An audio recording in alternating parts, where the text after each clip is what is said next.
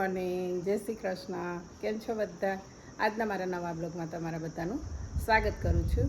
અને આજે ઘણા સમય પછી પાછો આજે બ્લોગ બનાવી રહી છું, કેમ કે હમણાં ઘણા સમયથી મારા વિડીયો નહોતા આવતા. તો હવે હું કોશિશ કરીશ કે આપણે પહેલાંની જેમ થોડા રેગ્યુલર થઈ જઈએ. અને ચાલો હવે હું કન્ટિન્યુ કરીશ. અત્યારે બપોરનો 1 વાગવા આવ્યો છે અને આજે તો આપણે કંઈક રસોઈ નથી બનાવવાની, કેમ કે આજે છે 11. તો આજે થોડું ફરાળ આપણે કરવાનું છે. એના માટે આપણે સિંગદાણા શેકી લઈએ પહેલાં.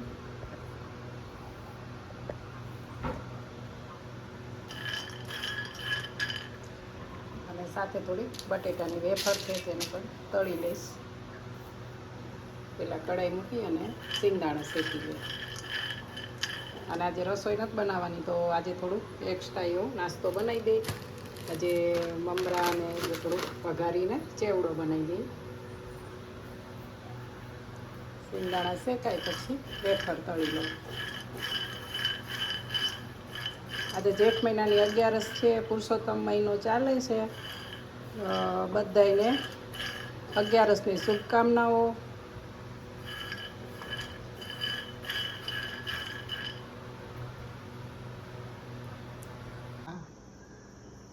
Good morning. Good morning. કેમ છે તબિયત હવે? બજો સારું છે? સારું ચલાય છે ને હવે? મસ્ત સપોર્ટ મળી ગયો ને.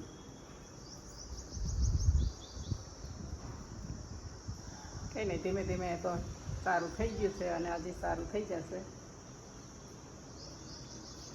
બેલ્ટ બાંધીને આવું ચાલવાનું છે.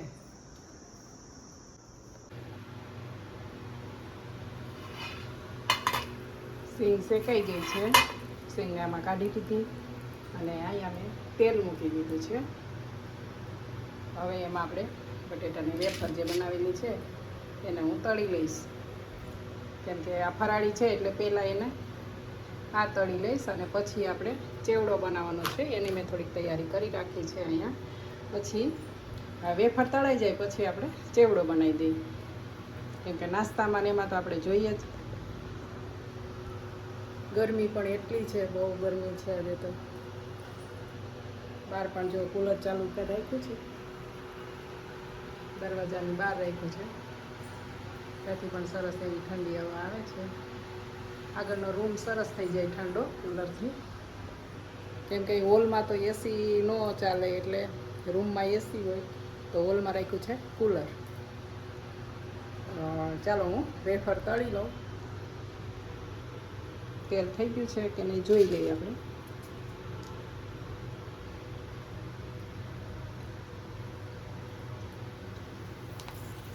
સરસ એવું તેલ થઈ ગયું છે ગરમ.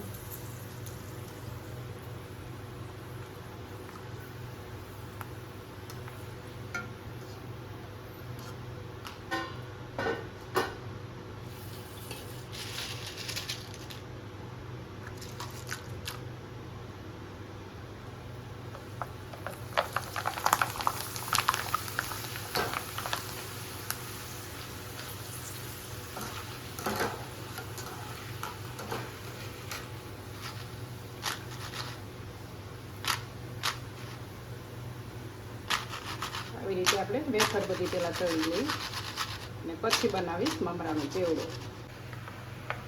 સૌથી પહેલાં આપણે સિંગદાણા તળી લઈશું ચેવડામાં નાખવા માટે.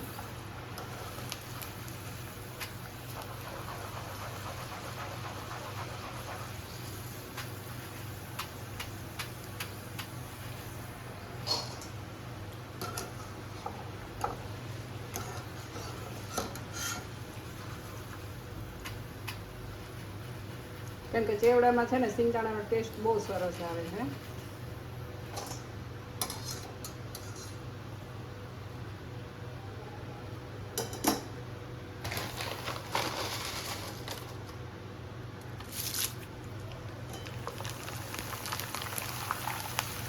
હવે આપણે મકાઈના પૌવા પણ તળી લઈએ. ઘણાને ખાલી મકાઈના પૌવા પણ ભાવતા હોય, એમાં બધો મસાલો નાખીને પણ બહુ સરસ લાગે.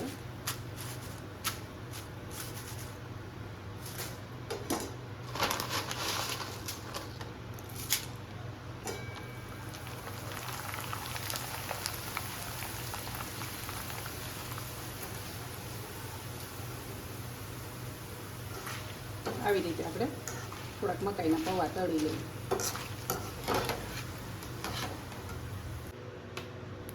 પૌવા આપણે તળાઈ ગયા છે, તમે જોઈ શકો છો. સરસ એવા પૌવા બધા તળી લીધા છે.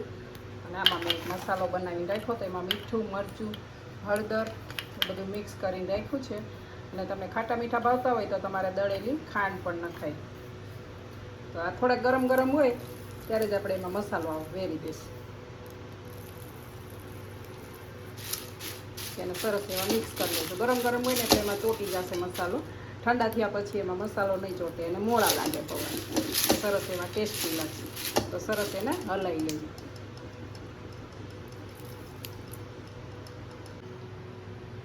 પૌવામાં સરસ મસાલો મિક્સ થઈ ગયો છે. અને હવે આપણે તેલ મૂકેલું જ છે, તો થોડીક એમાં આવી રીતે ભૂંગળી આવે નાની મમરી જેવી, એ તળી લેશું.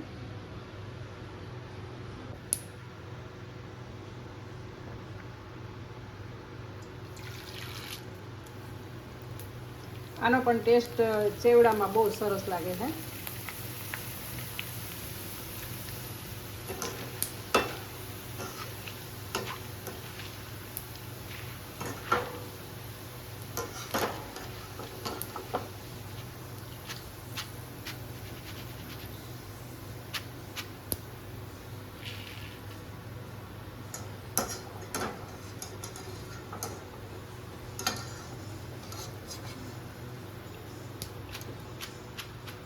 ચાલો, આ પણ તળાઈ ગઈ છે ભૂંગળી.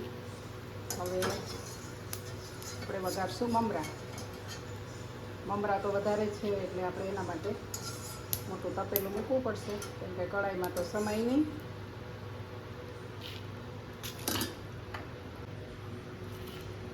ચાલો, આ પણ તળાઈ ગયું છે. નાની ભૂંગળી પણ જો કેટલી મસ્ત લાગે છે, જોવામાં પણ ટેસ્ટમાં પણ સરસ હોય છે. અને આ પણ આપણે રેડી થઈ ગયું છે. અને અહીંયા મેં સાથે લીમડો અને મરચાંને પણ સુધારીને રાખ્યા છે, જેનો આપણે મમરામાં વઘાર કરવાનો છે. અહીંયા મેં મૂકી દીધું છે તપેલું. તપેલામાં બનાવશું મમરા. પેલા મમરાને અહીંયા મેં ચાયણો લીધો છે, અને એમાં આપણે મમરાને ચાળી લઈએ.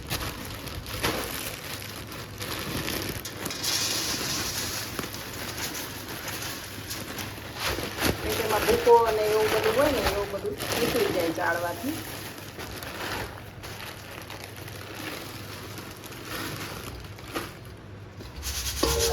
મમરાને ચાળી લઈશું. જો આવું બધી ડસ્ટ બધી નીકળી જાય એમાંથી.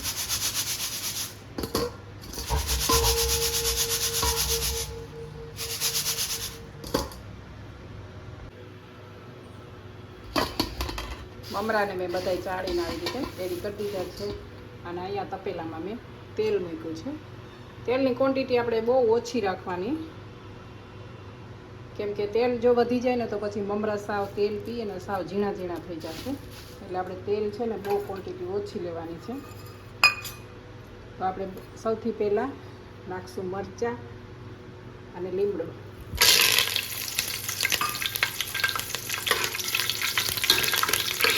અને થોડા ફ્રાય થવા દેવાના મરચાંને પણ.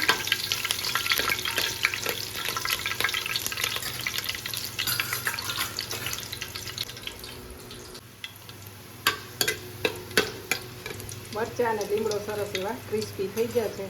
તો હવે આપણે એમાં નાખશું હિંગ. હિંગનો વઘાર પણ બહુ સરસ લાગે છે મમરામાં. અને સાથે થોડીક હળદર પણ નાખશું. અને નાખશું મીઠું. તમારે ટેસ્ટ કરવાનો.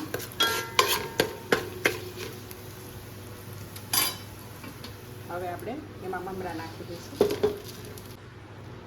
મમરાને વઘારીને થઈ ગયા છે મિક્સ. એવા સરસ એવા મમરા કેટલા મસ્ત બન્યા છે. આવી રીતે તમે વઘારીને ખાલી મમરા ખાશો ને તો પણ તમને ભાવશે, ટેસ્ટી જ લાગશે સરસ.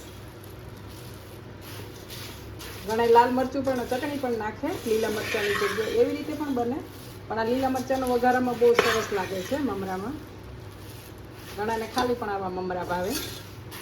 જો તમારે આવું બધું એમાં મિક્સ ન કરવું હોય ને ખાલી મમરા ખાવા હોય તો પણ ચાલે. આવી રીતે વઘારીને ડબ્બો ભરી રાખવાનો.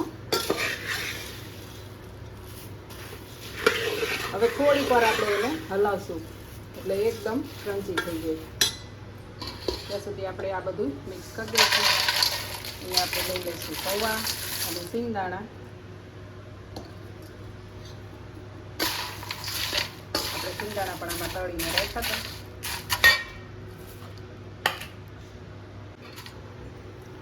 મમરાને થોડી વાર આવી રીતે હલાવી અને ક્રિસ્પી થઈ ગયા છે, ક્રન્ચી મસ્ત એવા. ગેસ બંધ કરી દીધો છે ને, થોડીક વાર તપેલું ગરમ છે એટલે એમાં જ રહેવા દીધા છે, એટલે સરસ એમાં થોડી વાર ગરમ ગરમ રહે એટલે ક્રન્ચી થઈ જાય. અને આપણે અહીંયા સિંગદાણા અને પૌવા અને આ ભૂંગળા નાખી દીધા આમાં,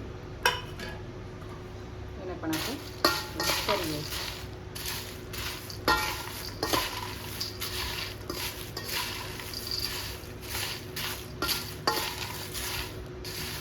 તમને આમાં બટેટાની છીણ ભાવતી હોય તો એ પણ નખાય.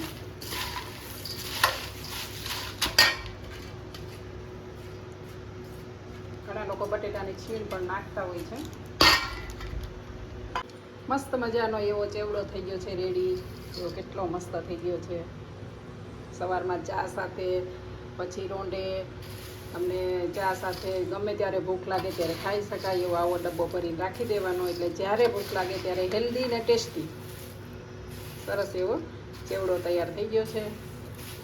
ચાલો બધા ચેવડો ખાવા. આ થોડો ગરમ છે એટલે ઠંડો થાય એટલે પછી પાછું હું એને એરટાઈટ ડબ્બામાં ભરીને રાખી દઈશ.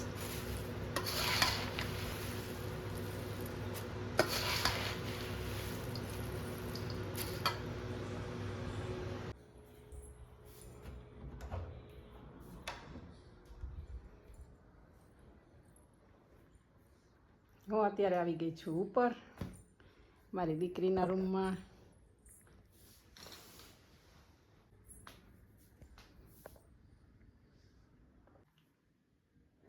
સાંજના 6 થવા આવ્યા છે પણ તડકો બહુ છે.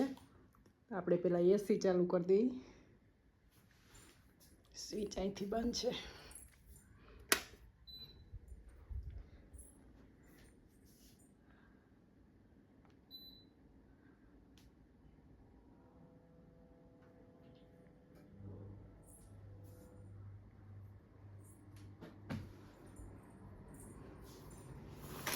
મારી દીકરીના મેરેજ થઈ ગયા એટલે મારો દીકરીનો રૂમ એટલો સૂનો સૂનો લાગે છે, કેમ કે ઉપર આવવાની ઈચ્છા જ નથી થતી. બહુ ઓછા અમે ઉપર આવીએ. મિસ યુ બેટા. મારી દીકરી અહીંયા જ સૂતી હોય. તારા વગર જો તારો રૂમ જો સૂનો સૂનો લાગે છે. હલ્દી અને કંકોત્રી લેખન એ બધા મૂક્યા છે, પણ મેં હજી મેરેજનો વિડીયો નથી મૂક્યો, એ મૂકવાનો બાકી છે આપણે. તો તમારે બધાને જોવો છે મેરેજનો વિડીયો તો મને કમેન્ટ કરજો, તો હું મેરેજનો વિડીયો પણ મૂકીશ.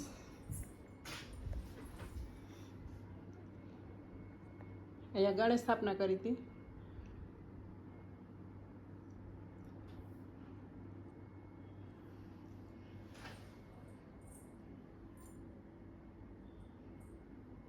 હમણાં ઘણા સમયથી મારા વિડીયો નહોતા આવતા, કેમ કે મારા હસબન્ડને કમરના મણકાનું ફ્રેક્ચર થઈ ગયું છે, તો એને એકદમ ફૂલ બેડ રેસ્ટ છે.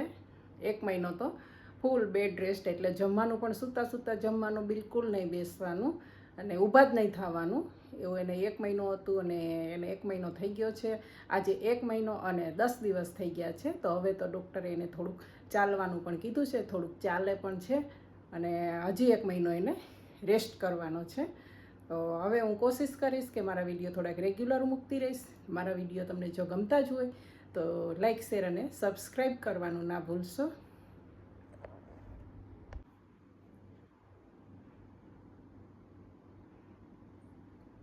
બેડશીટ પણ એટલી મસ્ત લાગે છે. અમારી દીકરીની ચોઈસ છે, કેટલું સરસ લાગે છે.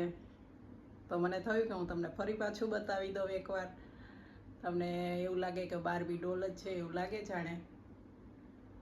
સરસ એવું પ્રિન્ટ પણ એટલી મસ્ત છે.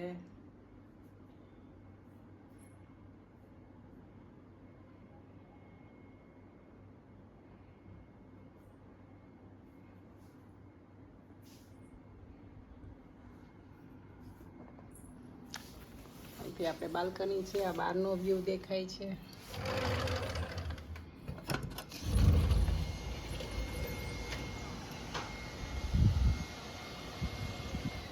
તડકો છે હજી બહાર તો.